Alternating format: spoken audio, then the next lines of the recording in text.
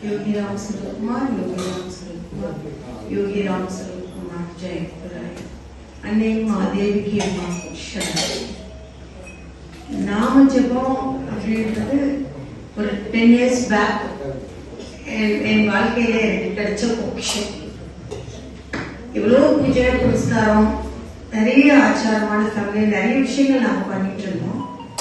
எப்போ நாமம் கிடைச்சதோ நாமமே தான் என்ன வேணாலும் அந்த நாமம் எங்களுக்கு கொடுத்துருச்சு. அதுக்காக நம்ம சாமி கும்பிடுறது இல்லை, பூஜை அதெல்லாமே உண்டு. அதை தாண்டி என்ன தோணுதுன்னா ஒரு நாமம் நமக்கு வாழ்க்கையில இப்பயே எல்லாம் கொடுத்துரும். நமக்கு நம்ம பூமியை விட்டுட்டு போனதுக்கு அப்புறமும் நமக்கு நிறைய கொடுத்துரும். அந்த நாமத்தை கெட்டியா பிடிச்சுக்கணும் அப்படின்னு என் குருநாதர் சொன்னார். அவர் நாமத்தை நாங்க சொல்லி அவர் சொன்ன அந்த மகாமந்திர கீர்த்தன நாமத்தை நான் சொல்லிட்டே இருக்கும்போது குருஜியே எங்களை கொண்டாந்து பகவான்கிட்ட சேர்த்துட்டேன். பகவான் கிட்ட என்னைக்கு விழுந்தோமோ அன்னையிலிருந்து பகவான் நாமா தான் சொல்லிட்டு நிறைய அனுபவங்கள் லைஃப்ல ஒவ்வொரு அசைவும் ஒரு பொருள் வேணும்னா கூட பகவான்கிட்ட சொல்லிட்டு அது கிடைச்சு. ரொம்ப வீட்டுல ரொம்ப கஷ்டமான ஒரு சிச்சுவேஷன் வருது, இதுக்கு எப்படி முடிவெடுக்க போறோம், இதை எப்படி நம்ம கிராஸ் பண்ணுவோம் அப்படின்னு நினைச்சா பட்டர்ஃபிளை ஃபார்ம்ல எங்க வீட்டுக்குள்ள உட்கார்ந்தாருன்னா 3 days more than 3 days எங்க வீட்டுல உட்கார்ந்துருப்பாரு. எங்களுக்கு அந்த ப்ராப்ளம் சால்வ் சந்தோஷமான விஷயம் நடக்கிறதா இருந்தாலும் ஒரு கிரிட்டிக்கல் ஸ்டேஜ் வர மாதிரி இருந்தாலும் அங்கேயும் உட்கார்ந்துருப்பாரு. அது நல்ல சந்தோஷமான விஷயம் சக்சஸ் ஆனாலும் ஆயிடும், இல்ல ஒரு கஷ்டமான சூழ்நிலை அதையும் சால்வ் பண்ணி கொடுத்துட்டு போயிடுவாரு. இந்த மாதிரி நிறைய அனுபவம். நாங்க நிறைய பேருக்கு பகவானுடைய நாமத்தை சொல்லி சொல்லி நிறைய பேர் எங்க ஃபேமிலியில என் பிரதர்ஸ் என்னுடைய கூட ஒர்க் பண்றவங்க என் ஃப்ரெண்ட்ஸ் நிறைய பேர் சொல்றாங்க. அவங்க வீட்டுல ஒவ்வொருத்தருக்கும் ஒரு நல்ல விஷயங்கள் நடந்திருக்கு. எப்பயுமே எனக்கான அனுபவங்களை ஷேர் பண்றது நம்ம சொல்லி ஒருத்தர் நாம சொல்லி அவங்களுக்கு நடந்த விஷயங்கள் சொல்றேன். என்னுடைய ஸ்டாஃப் ஒரு பொண்ணுக்கு ஹஸ்பண்ட் வீட்டுல ரொம்ப கஷ்டம், பிரிஞ்சே இருந்தா. ஒரு 10 வருஷம் ஹஸ்பண்ட் விட்டு பிரிஞ்சே இருந்தா. அப்பதான் என்கிட்ட வேலைக்கு வந்தா. நான் சொன்னதெல்லாம் ஒண்ணுதான், நீ நாமத்தை சொல்லு. யோகிராம் சொல்லுவாங்க. யோகிராமா அவன் சொல்றது வெறும் நம்ம சொல்ற மாதிரி கூட சொல்ல தெரியாது. யோகிராமா ப்ரொடக்ஷன் போடும் போதெல்லாம் அவன் பாட்டுக்கு நாமத்தை சொல்லிக்கிட்டே இருப்பான். அவங்க ஹஸ்பண்ட் ரொம்ப கொடுமை ஆகுது, ரொம்ப கஷ்டம். அவங்க மாமியாரும் ஹஸ்பண்ட் இருந்தாங்க, இவ தனி இடத்துல இருந்தா, ரொம்ப கஷ்டம். தனி வீட்டுல இருந்தா. நான் சொல்லிட்டே இருப்பேன், நம்பிக்கையா சொல்லு, உனக்கு அந்த வீட்டுல வேல்யூ கிடைக்கும், நீ போய் அந்த இடத்துல இருப்ப, உன் பேச்ச உங்க ஹஸ்பண்ட் உன்னை அன்பா பாத்துக்குவாரு. அவள் நாம சொல்லிட்டே இருந்தாங்க. இப்படி ஒரு மிராக்கிள் அவ லைஃப்ல நடக்கும்னு அவளுக்கே நம்பிக்கை. அவர் மாறி அவங்க மாமியார் இறந்துட்டாங்க. அதுக்கப்புறம் இவ அந்த வீட்டுல நம்ம ஐயா எனக்கு நமக்கு அந்த இயர்லி வர கேலண்டர் தருவோம், அததான் அவ படமா வச்சு வீட்டுல நாம சொன்னா. அப்ப அவங்க மாமியார் இறந்த உடனே அந்த பொன் குழந்தைய பார்த்துக்கணும் அப்படிங்கறதுக்காக இவளை அந்த வீட்டுக்கு அவர் கூப்பிட்டார். பொண்ணுக்காகவா, எனக்காகலாம் வராது, நீ பொண்ணுக்காகவா அந்த வீட்டுல எப்பயும் போல இப்படிதான் இருக்கணும். அந்த படத்தை வச்சு அவர் சொன்ன நம்பிக்கையா அந்த நாமத்தை சொல்ல சொல்ல அவர் மெல்ல மாறி அவரு இங்கேயோ ஒரு ஈரோட்ல ஒரு தியான மையத்துல போய் சேர்ந்து கம்ப்ளீட் சைலண்ட் ஆயிட்டு பேசுற வார்த்தைகள் இவ்வளோன்னு இல்லை அவருக்கு அந்த பொண்ணை. இப்ப அவர் ரொம்ப சைலண்ட் ஆயிட்டாரு, ரொம்ப கேரிங். அந்த பொண்ணை நல்லா பாத்துக்கிறாரு, அவளை ரொம்ப நல்லா பாத்துக்கிறாரு. அப்படியே மாறிடுச்சு. இப்ப போய் அவங்க ஹஸ்பண்ட் வீட்டுல இருக்கா, ரொம்ப சந்தோஷமா இருக்காங்க. இப்ப அவ அதாவது சொல்லுவா, எனக்கு ஏதாவது ஒரு லேண்ட் பிரச்சனை வந்தது நாம சொன்னா சொல்லும்போது சொல்லுவா, அக்கா இந்த மாதிரி பிரச்சனை வந்திருக்குக்கா, நாம சொல்லு. அவ சொல்லி அவங்க ஊர்ல போயிட்டு ஒரு 2 days இருந்தாங்க. அங்க போய் அவளுக்கு அந்த அது கூட அவ்வளவு சீக்கிரம் சால்வ் ஆயிருக்காத ஒரு விஷயம், அதுவும் அவளுக்கு சால்வ் ஆயிருந்துச்சு. அந்த பொண்ணுக்கு அவ்வளவு நம்பிக்கை. இப்ப புதுசா ஒரு ஸ்டாஃப் ஒரு பொண்ணு சேர்ந்தா. அவ்வளவு அதுதான் நான் சொன்னேன், நீ பகவான் அங்க எங்க முன்னாடி வால் எல்லாம் கிளீன் பண்ணி அவதான் விளக்கு கொடுத்துருப்பா. அப்ப நான் அவர்கிட்ட சொன்னேன், நீ கண்டினியூஸா இந்த விளக்கு அணியாம இங்க பாத்துக்கோ, உங்க வீட்லயும் ஒரு விளக்கு அணியாம பாத்துக்கோ. அம்மா சொல்லியிருக்காங்க. ஒரு இதுல நம்ம கேட்கும் போது குளத்துப்படி பகவான் முன்னாடி ஒரு பத்தி மட்டும் கொடுத்து அவரு யாரும் ஒரு பக்தருக்கு பகவான் சொன்னது எல்லாருக்கும் அதுதானே, ஒரு பக்தருக்கு சொன்னா எல்லாருக்கும் அதுதான். அது எனக்கு நிறைய ஒர்க் அவுட் ஆனதுன்னு அவளுக்கு சொன்னேன். அந்த பொண்ணு பொருத்தி தீபம் இங்க ஆபீஸ்ல பொருத்துவா, அப்புறம் வீட்டுக்கு போனா கண்டினியூஸா பொருத்தி அந்த தீபம் அணையாம நாம தான் அந்த பொண்ணு வேலை செய்யும் போதெல்லாம் சொல்லுவா. அவங்க பையன் அந்த பொண்ணு அத்தையே பண்ணாம விட்டுட்டான். அம்மா இவ ஒரே பையன் ரொம்ப அன்பா வளர்த்தனா அவளால அதை தாங்கிக்கவே முடியும் அழுவா. அப்புறம் நான் சொல்ல சொல்ல அந்த பையன் தானா போன் பண்ணி டெய்லி ஒரு கால், மார்னிங் ஒரு கால் பண்றது, நைட் ஒரு கால் பண்றது, வந்து அம்மா கூட ஒரு வாரம் இருந்துட்டு போனது. அவ வந்து என்ன சொல்றாங்க, எனக்கு ஒண்ணுமே வேண்டாக்கா, நான் பையன் என்கிட்ட பேசணும், பையன் கூட அன்பா இருக்கணும், எனக்கு கேர் எடுக்கணும்ட்டு தான் நான் நாமா சொன்னேக்கா. இப்ப எனக்கு அதெல்லாம் எதுவுமே எனக்கு கவலை இல்லக்கா.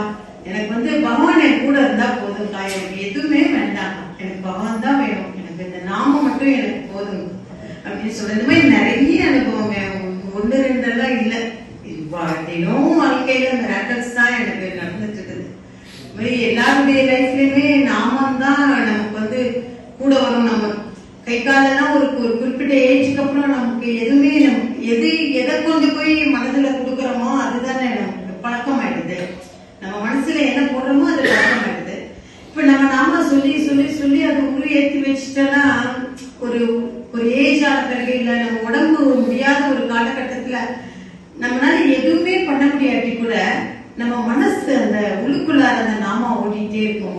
அது கொண்டு போய் பகவான்கிட்ட நம்மளை சேர்த்திடும். அதனால பகவான் நாமாவை கெட்டியா பிடிச்சிட்டு அவருடைய பாதத்திலேயே இருக்கணும். அதுதான் எல்லாருக்கும் பகவானுடைய விருப்பம். அவர் கேட்டது நாமா தான், வேற ஒன்னும் வேற எதுவும் கிராண்டால அவர் கேட்கலையே, வெறும் நாமத்தை தானே கேட்கிறார்.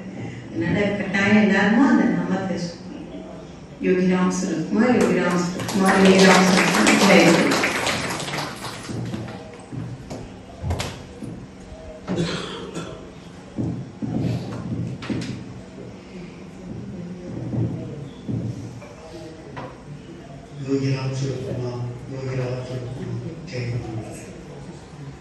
பகவான் மேல இருக்கிற ஒரு ஈடுபாடு வந்து ஒரு 35 வருஷத்துக்கு முன்னாடி எனக்கு கல்யாணம் புதுசுல மாமனார் வீட்டுக்கு போயிருந்தது. அப்போ வந்து மாமனார் ஞானபூமி புஸ்தகம் வாங்குவார். அப்போ வந்து அந்த ஞானபூமி புஸ்தகத்துல பகவானுடைய போட்டோ இருக்குது. அப்போ வந்து அவர் என்கிட்ட சொன்னார், இன்னொரு திருவண்ணாமலையில விசிசாமி இருக்கிறா பரவாயில்லையே அப்படின்னு சொன்னார். எனக்கு அப்பெல்லாம் வந்து சாமி கும்பிடுவேன், போவேன், ஒரே பெரிய மகாத்ம தரிசனம் பண்ணணும், சாமி தரிசனம் பண்ணணும் எண்ணெல்லாம் எனக்கு இருந்தது கிடையாது. என்னையும் அறியாம அந்த போட்டோவை அப்படியே கிழிச்சு ஒரு கேலண்டர் அட்டையில ஒட்டி வீட்டு பூஜை பண்ணி வச்சு கும்பிட ஆரம்பிச்சிட்டேன்.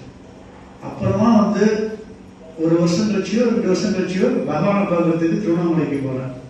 அப்போ வந்து அவர் அந்த இடத்துல இல்லை, இப்போ இருக்கிற ஆசிரமத்தை வந்து அக்ராரமலையில இதுல இருந்தார். சரின்னு சொல்லி அவரை கும்பிட்டு இது பண்ணிட்டு வந்தேன்.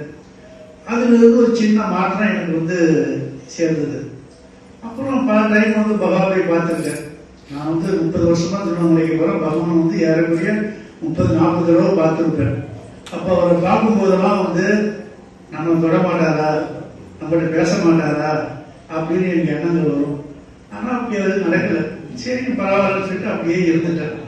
இடையில அப்புறம் அவரு இதாக ஒரு 4 டைம் போயிட்டு வந்தேன். அப்படி இதாகி போச்சு. கொஞ்சம் கொஞ்சமா எனக்கு டெய்லி சாமி கும்பிடுவேன், பகவான் நாமம் சொல்லுவேன். ஆனா அந்த அவர்களோட பக்தி கொஞ்சம் குறைஞ்சிருச்சு. அப்புறமா வந்து நாங்க மாயமா கோயிலுக்கு போய் தியானம் செய்ய போவேன். தியானம் செய்ய போகும்போது எங்க மச்சம் வந்து தியானம் செய்வோம். அவன் சொல்லுவோம், இந்த மாதிரி வந்து யாரையாவது குரு கிட்ட தீட்சை வாங்கிக்கோ, தீட்சை வாங்கிட்டு தியானம் செய்ய, அதுதான் நல்லது அப்படின்னு. எனக்கு அதுல நம்பிக்கை இல்லை, ஏன்னா பாக்குறேன் அப்படின்னு சொல்லிட்டு அப்போ வந்து ஒரு தியானம் வந்து வருவார். அவர்கிட்ட கேட்டேன், இந்த மாதிரி தீட்சை கொடுக்கணும், நீங்க வந்து இதை கொடுக்குறீங்க. இல்லைங்க, நான் தீட்சையில யாரும் கொடுக்கறது இல்லை, அம்மாவை வேண்டிக்கோங்க, நம்மளா கொடுப்பாங்க அப்படின்னு சொல்லிட்டாரு. சரி அவங்ககிட்ட ஒரு 100 ரூபா பணம் கொடுத்துட்டு அம்மாவை வேண்டிக்கிட்டு பேசாம வந்துட்டேன். அன்னைக்கு நைட்டே கனவுல நானும் எங்க ஒய்ஃபும் வந்து ஒரு பெரிய கல்யாண மண்டபமா இருக்கு போயிட்டு இருக்கிறோம். போயிட்டு இருக்கும்போது சொல்லி கூட்டம் வந்து சுவாமி பகவான் உள்ள இருக்கார். உள்ள இருந்த உடனே வந்து இவ்வளவு கூட்டம் இருக்குது, பகவானை பார்க்க முடியுமான்னு எனக்கு ஒரு சந்தேகம் இருந்துச்சு.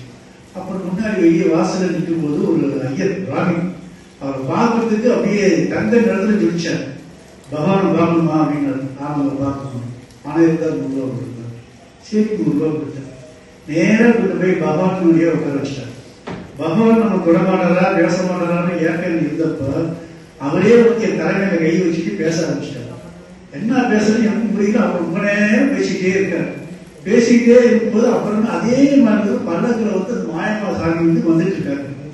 வந்துட்டு சொன்ன சரின்னு அப்புறம் எனக்கு திடீர்னு எனக்கு ஒரு மாதிரி ஆகி போச்சு. காலை எழுந்துச்சு பார்த்தா பகவானே நமக்கு தீட்சை கொடுத்துட்டாரு அப்படின்னு ஒரு எண்ணம் உண்டாகி போச்சு. மறுபடியும் ஒரு வாரம் கழிச்சு இது ஒரு திறமையாக இருக்கலாமா அப்படின்னு நான் நினைக்கும் போது சனிக்கிழமை அந்த கோட்டை பெருமாள் கோயிலுக்கு போவேன். பெருமாள் கோயிலுக்கு போகும்போது அதே கனவு தான் வந்தது. சுற்றி வரும்பொழுது கிருஷ்ணர் எல்லாம் இருப்பாங்க. சாமி ஏதாச்சும் கும்பிட்டேன். கும்பிடும்போது அந்த சிலையை உத்து பார்த்தா பகவான் சிலையா இருக்கு. சாமி வந்து என்ன தேடி வருகிற அளவுக்கு எனக்கு தகுதி கிடையாது. இந்த நிமிஷம் வரைக்கும் கூட எனக்கு தகுதி கிடையாது. குருவை தேடி நான் போகல, குருவே எனக்கு தேடி வந்தார். அந்த நிமிஷம் வரைக்கும் எனக்கு தகுதி கிடையாது. எங்கிட்ட இருக்கிற குற்றங்குறைகளை போக்கி அவருடைய அறிவியை ஆகணும்னு பிரார்த்தனை செஞ்சு ஜெய் சத்குரு.